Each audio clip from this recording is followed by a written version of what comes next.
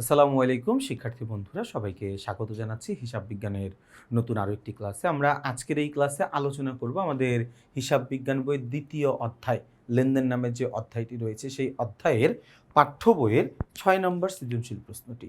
আমাদের প্রশ্নে কি বলা আছে আমরা একটু দেখি। আমাদের 6 নম্বর প্রশ্নে বলেছে আল হাসান 2025 সালের 1 জানুয়ারি তারিখে নগদ 15 লক্ষ টাকা এবং ব্যাংক জমা 7,20,000 টাকা নিয়ে আল হাসান নামে একটি রেস্টুরেন্ট চালু করেন।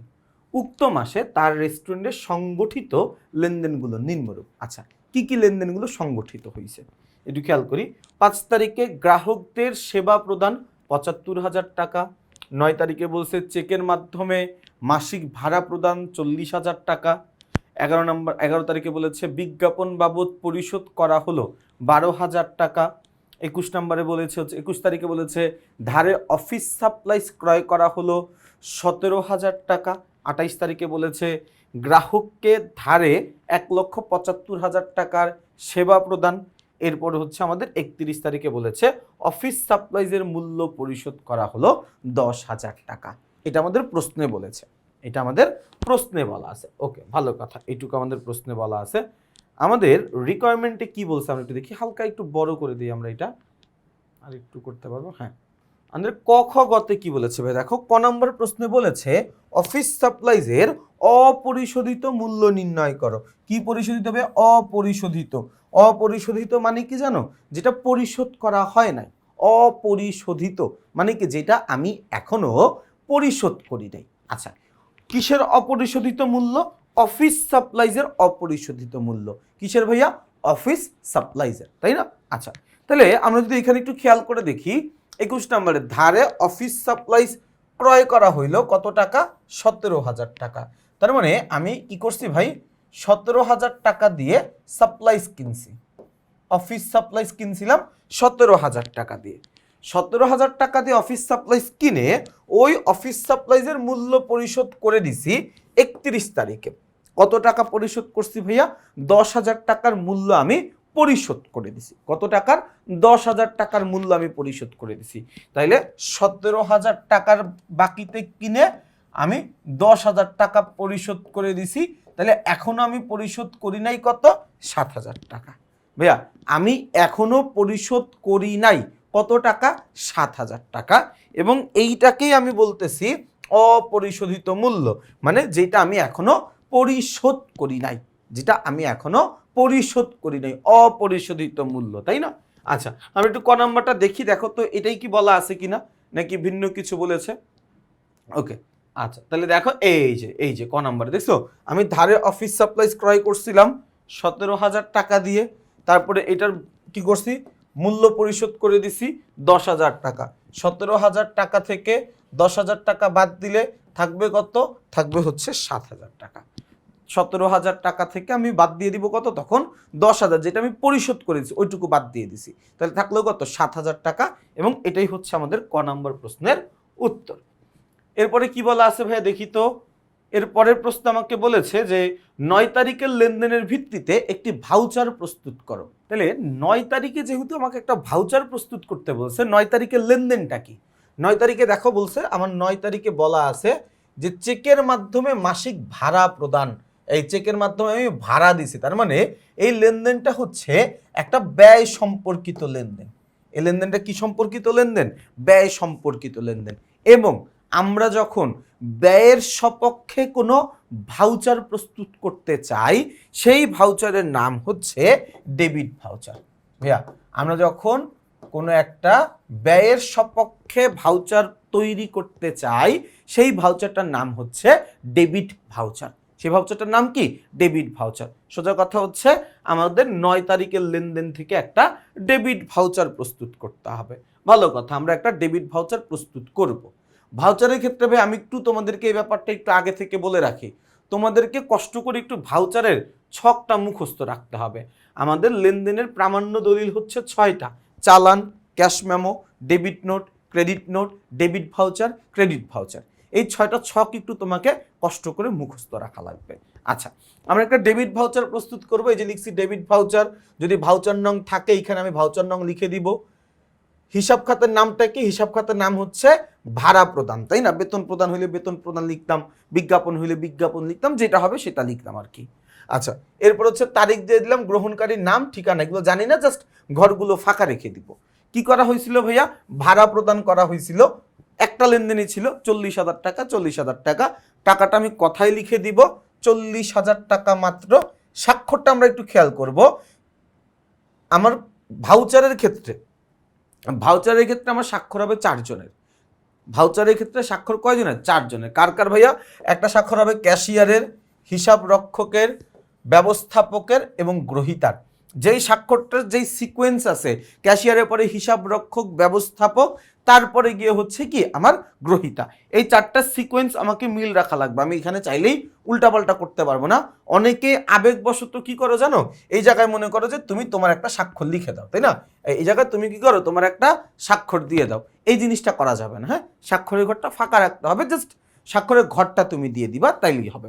তো এই ডেবিট নোট, ক্রেডিট নোট মানে এই লেনদেনের প্রামাণ্য দলিলগুলো আসলে খুব একটা বোঝানোর কিছু নাই। এটা ছক মুখস্থ করতে পারলে তুমি এমনিতেই পারবা। আমরা যেটা বুঝতে চাই সেটা হচ্ছে আমাদের ওই এটাকে কি বলে, এই হিসাব সমীকরণটা আর কি। অর্থাৎ গ নম্বর প্রশ্নটা, গ নম্বর প্রশ্নে কি বলেছে দেখো। আমার গ নম্বর প্রশ্নে আমাকে বলেছে 1 তারিখ, 5 তারিখ, তারপরে হচ্ছে 11 তারিখ ও 28 তারিখ, এই 4টা লেনদেনের তারিখের ভিত্তিতে, তারিখের লেনদেনের জন্য আর্থিক অবস্থার উপর লেনদেনগুলোর প্রভাব দেখাও। সোজা কথা, আমি একটা বিবরণী ছক করব। আমি এখানে কি করব? একটা বিবরণী ছক করে দিব যে আমার আসলে এই ঘটনাগুলোর ফলে বা এই লেনদেনগুলোর ফলে আমার ব্যবসায়ের কি প্রভাবটা পড়ছে, আমার ব্যবসা আসলে কি পরিবর্তনটা হয়েছে, ওই জিনিসটা শুধুমাত্র আমি বোঝাবো, আর কোনো কিছু না। আচ্ছা, তাহলে 1 তারিখে আমরা যাই। 1 তারিখে কি বলছে ভাইয়া? মালিক নগদ টাকা দিছে, মালিক ব্যাংকের টাকা দিছে, দিয়ে ব্যবসায় শুরু করছে। তাহলে ভাই মালিক যদি নগদ টাকা দেয়, তার মানে কি আমার ব্যবসায় নগদ টাকার পরিমাণ বাড়ছে। ভাই কথা ভালো করে বুঝিও, মালিক নগদ টাকা দিয়ে ব্যবসায় শুরু করছে। তাহলে আমি যদি এখানে কারণগুলো আইডেন্টিফাই করতে চাই, তাহলে আমরা প্রথমত বলতে পারি এখানে আমার নগদ টাকা বাড়ছে, নগদ বৃদ্ধি, নগদ বৃদ্ধি পাইছে, তাই না? ভাই আমরা কি জানি? নগদ একটা সম্পদ, তাহলে আমার সম্পদ বাড়ছে, এ বৃদ্ধি পাইছে। ভাই আমরা কি জানি? নগদ এটা আমার জন্য একটা সম্পদ, তার মানে আমার ব্যবসায় সম্পদ বাড়ছে, তাই তো? এ বৃদ্ধি পাইছে। এইটুকু আমি বুঝলাম, এইটুকু আমি বুঝলাম, তাই তো? ওকে। এরপরে কি করছে ভাইয়া? মালিক ব্যাংকের টাকা দিছে। ভাই নগদ টাকা দিলে যেমন নগদের টাকা বাড়ে, মালিক যখন ব্যাংকের টাকা দিল তখন কিন্তু আমার ব্যাংকের টাকাটাও বাড়লো। মালিক যেমন নগদ টাকা দিলে নগদের টাকা বাড়ে, মালিক যেমন নগদের টাকা দিলে নগদ টাকা বাড়ে, মালিক ব্যাংকের টাকা দেওয়ার ফলে আমার ব্যাংকের টাকাও বৃদ্ধি পাইছে। তাহলে ব্যাংকে বৃদ্ধি। ভাই ব্যাংকও একটা সম্পদ, তাই না? তাহলে আমার এখানে এ বৃদ্ধি পাইছে। ভাই ব্যাংকের টাকাও একটা সম্পদ, তার মানে আমার প্রতিষ্ঠানের সম্পত্তির পরিমাণও বৃদ্ধি পাইছে। আমার প্রতিষ্ঠানের কি বাড়ছে? সম্পত্তির পরিমাণও বৃদ্ধি পাইছে। এখন তুমি আমাকে বলো, আমার ব্যবসায় যে নগদ টাকার পরিমাণ বাড়ছে অথবা আমার ব্যবসায় যে ব্যাংকের টাকার পরিমাণ বাড়ছে, কেন বাড়ছে? কারণ হচ্ছে টাকাটা মালিক আমাকে দিছে, এবং মালিক যদি ব্যবসায়ী কিছু দেয় সেটাকে আমরা বলি মূলধন। মালিক যদি ব্যবসায়ী কিছু দেয় সেটাকে আমরা বলি হচ্ছে মূলধন হিসাব। কি হিসাব ভাইয়া? মূলধন হিসাব। তাহলে সোজা ভাষায় আমরা বলতে পারি মালিক মূলধন দিছে, তার মানে আমার ব্যবসায় মূলধন বাড়ছে।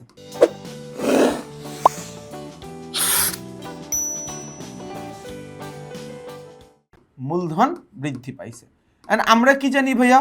মূলধন, আয়, ব্যয়, উত্তোলন, এই 4টা জিনিস সরাসরি মালিকানা সত্ত্বের সাথে সম্পর্কিত।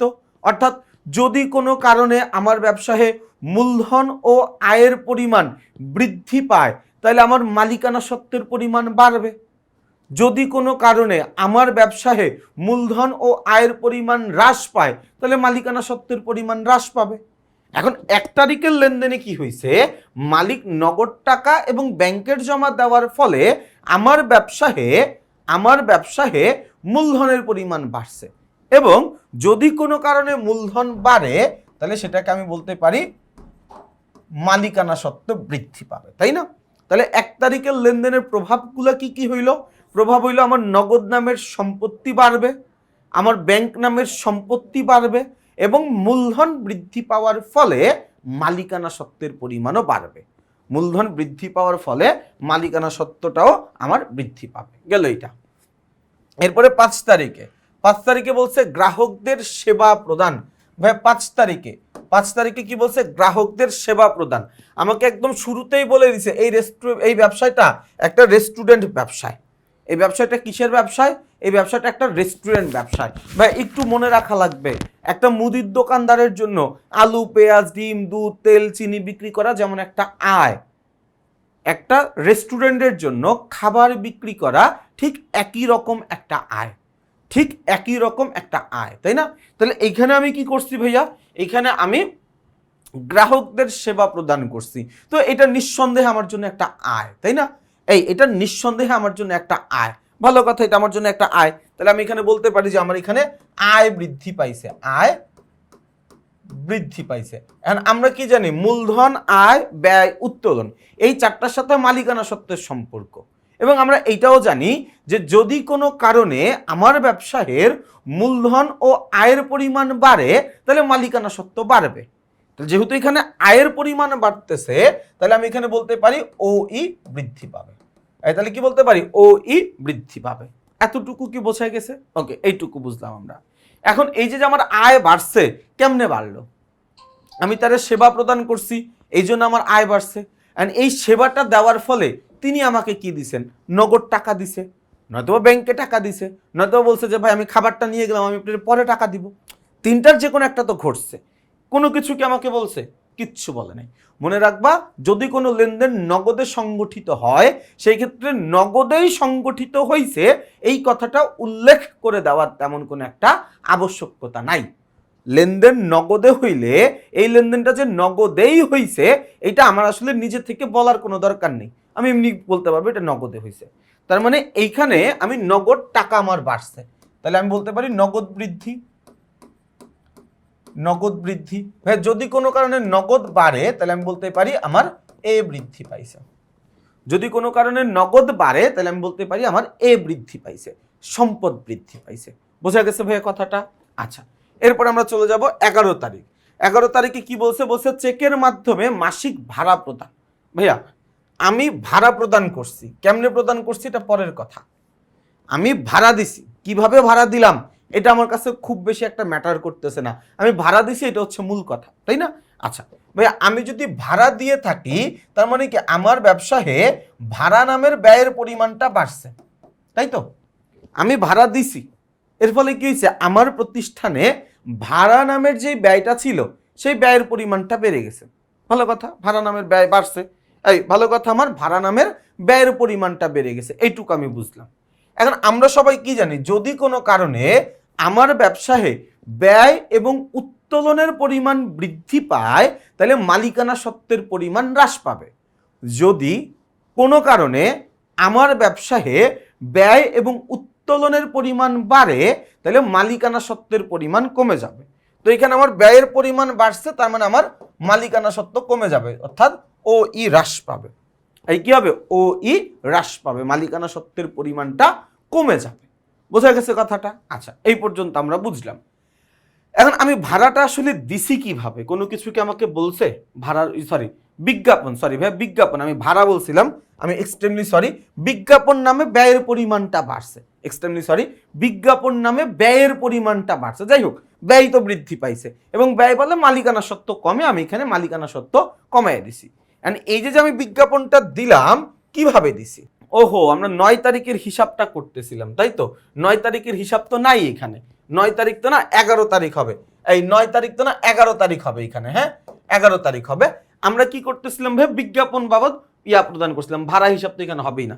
যাই হোক, বিজ্ঞাপন একটু খেয়াল করো ভাইয়া, বিজ্ঞাপন, আমি বিজ্ঞাপন নামের ব্যয় প্রদান করছি, তাহলে আমার ব্যয়ের পরিমাণ বাড়ছে। সোজা কথা হচ্ছে ব্যয় বাড়ছে, ব্যয় বাড়লে মালিকানা সত্ত্ব কমে, মালিকানা সত্ত্ব কমাই দিছি আমি।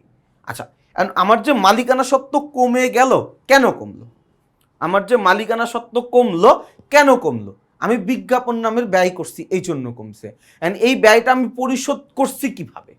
এই ব্যয়টা আমি পরিশোধ করছি কিভাবে? কোনো কিছু বলছে? শুধু বলছে বিজ্ঞাপন বাবদ পরিশোধ 12,000 টাকা। কিভাবে পরিশোধ করছি কিছু বলে নাই।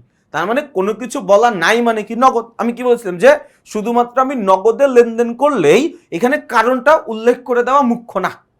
শুধুমাত্র আমি নগদে লেনদেন করলেই ওইখানে কারণটা উল্লেখ করে দেওয়াটা বাধ্যতামূলক কোনো কিছু না। তাহলে এখানে আমার কারণটা আসলে উল্লেখ মানে নগদে যে লেনদেনটা হয়েছে এটা আসলে আমার আর বুঝতে বাকি থাকতেছে না। তাহলে আমি এখানে বলতে পারি নগদ বৃদ্ধি। নগদ বৃদ্ধি মানে সম্পদ বাড়বে, এ বৃদ্ধি পাবে। নগদ বৃদ্ধি মানে কি সম্পদ বাড়বে অর্থাৎ এ বৃদ্ধি পাবে। বোঝা গেছে কথা এটা? আচ্ছা, 11 তারিখ গেল। 11 তারিখের পরে হচ্ছে 28 তারিখ। তো আমি ওই 11 তারিখের বদলে 9 তারিখেরটা করে ফেলছিলাম। 9 তারিখ তো দরকার নেই, কারণ আমাকে বলে দিচ্ছে যে 1, 5, 11, 28, তাই না? তাহলে হচ্ছে আমি 11 তারিখেরটা করছি, এখন আসবো 28 তারিখে। গ্রাহককে ধারে 1,75,000 টাকার সেবা প্রদান। ভাইয়া আমি সেবা প্রদান করছি, প্রথম কথা হচ্ছে আমি সেবা প্রদান করছি। নগদে করছি, ব্যাংকে করছি না বাকিতে করছি ম্যাটার না, আমি সেবা প্রদান করছি। আমার কাজ সেবা দেওয়া, আমি সেবা দিছি। তার মানে আমার প্রতিষ্ঠানের সেবা নামে আয়ের পরিমাণটা বৃদ্ধি পাইছে। আমার প্রতিষ্ঠানের সেবা নামে আয়ের পরিমাণটা বৃদ্ধি পাইছে, তাহলে আমি এখানে লিখতে পারি আয় বৃদ্ধি। এবং আমরা সবাই জানি আয়টা মালিকানা সত্ত্বের সাথে সম্পর্কিত। যদি কোনো কারণে আমার ব্যবসায়ে মূলধন ও আয়ের পরিমাণ বাড়ে তাহলে মালিকানা সত্ত্বের পরিমাণ বাড়বে। আমি তাহলে এখানে বলতে পারি আমার ও ই বৃদ্ধি পাবে। লিখলাম তাহলে ও ই বৃদ্ধি। ভালো কথা, এই পর্যন্ত আমরা বুঝলাম। এখন কথা হচ্ছে আমি যে সেবাটা দিছি, সেবা দেওয়ার বিনিময়ে আমি কি পাইছি? আমারে বলছে যে ভাই তুমি সেবা দিছো ধারে, মানে বাকিতে আমি দিয়ে দিছি, টাকাটা আমাকে পরে দিবে। এই যে আমি ভবিষ্যতে কারো কাছ থেকে কিছু পাবো, এটার নাম হচ্ছে প্রাপ্য হিসাব। আগের বইতে আমরা মানে পুরাতন বইতে আমরা এটাকে বলতাম হচ্ছে দেনাদার। আমি কারো কাছে টাকা পাবো, এটা হচ্ছে আমার জন্য প্রাপ্য হিসাব। এটা হচ্ছে কি আমার জন্য প্রাপ্য হিসাব। তার মানে এখানে আমার প্রাপ্য হিসাব বৃদ্ধি পাবে। প্রাপ্য হিসাব বৃদ্ধি পাবে। প্রাপ্য হিসাব হচ্ছে একটা সম্পদ, তাহলে আমার সম্পত্তিও বৃদ্ধি পাবে। এখন তোমাদের যে জায়গাটায় কঠিন মনে হইতে পারে যে ভাই প্রাপ্য হিসাব সম্পদ কেন, নগদান মানে নগদ এটা মানে সম্পদ কেন, বা হচ্ছে মানে এই জিনিসগুলো নিয়ে বিজ্ঞাপন এটা ব্যয় কেন, এই জিনিসগুলো নিয়ে তোমাদের কনফিউজড হইতে পারো। আমাদের বইয়ের অধ্যায় শুরুতে দেখবে, একদম বইয়ের মানে অধ্যায়গুলো শুরুতেই হিসাবের উপাদান সমূহের একটা তালিকা দেওয়া আছে। ওই তালিকাটা তোমাকে মুখস্থ রাখা লাগবে, যে মানে হিসাব বিজ্ঞানের এলিমেন্টগুলো তোমার জানা লাগবে, কোনটা কোনটা সম্পদ, কোনটা আয়, কোনটা ব্যয়, কোনটা দায়, এগুলো তোমাকে চিনতে হবে। এগুলো হচ্ছে হিসাব বিজ্ঞানের স্বরবর্ণ ব্যঞ্জন বর্ণের মতো, যত ভালো এগুলো চিনবা হিসাব বিজ্ঞান তত ভালো করতে পারবা। আচ্ছা, তাহলে এখন আমরা এই জিনিসগুলো কমপ্লিটলি বুঝলাম। আমরা যদি এখন অঙ্কটার দিকে তাকাই, দেখো অঙ্কটা আমাদের কাছে পানির মতো পরিষ্কার। দেখো এই যে আমরা যদি এখন অঙ্কটার দিকে তাকাই, অঙ্কটা আমাদের কাছে পানির মতো পরিষ্কার। দেখো নগদ টাকা বাড়ছে, ব্যাংকের টাকা বাড়ছে, মালিকানা সত্ত্ব বাড়ছে। যা যা বলছিলাম, যেভাবে বাড়বে বলছিলাম একই জিনিস হয়েছে। আবার দেখো নগদে 75,000 টাকা সেবা দিছি, 75,000 টাকা নগদ বাড়ছে, 75,000 টাকার মালিকানা সত্ত্ব বাড়ছে। আমরা কি করছিলাম, একটা ব্যয় দিছিলাম, বিজ্ঞাপন ব্যয় দিছিলাম 12,000, নগদ টাকা কমার কথা, মালিকানা সত্ত্ব কমার কথা, কমছে। এরপরে আমরা কি করছিলাম ভাইয়া, এরপর হচ্ছে আমরা ধারে বা বাকিতে সেবা প্রদান করছিলাম, আমার প্রাপ্য হিসাব বাড়ছে, মালিকানা সত্ত্ব বাড়ছে, তাই না? বাড়ার পরে আমার জাস্ট কাজ হচ্ছে দুইটা পাশ সমান হইল কিনা এই জিনিসটাকে নিশ্চিত করা। দুইটা পাশ সমান হইতেই হবে, দুইটা পাশ সমান হইতেই হবে। যদি দুই পাশ সমান না হয় তাহলে ধরেই নিতে হবে আমার অঙ্কে কোনো একটা ভুল আছে। আমি আশা করছি আমরা যে 6 নম্বর সৃজনশীলটা নিয়ে আলোচনা করলাম, এই আলোচনাটা তোমরা সবাই বুঝতে পেরেছো। ইনশাআল্লাহ তোমাদের সাথে আমার পরবর্তী ক্লাসে আবার দেখা হবে। সেই পর্যন্ত সবাই ভালো থাকবা, সুস্থ থাকবা, আমার জন্য বেশি করে দোয়া করবা। আসসালামু আলাইকুম।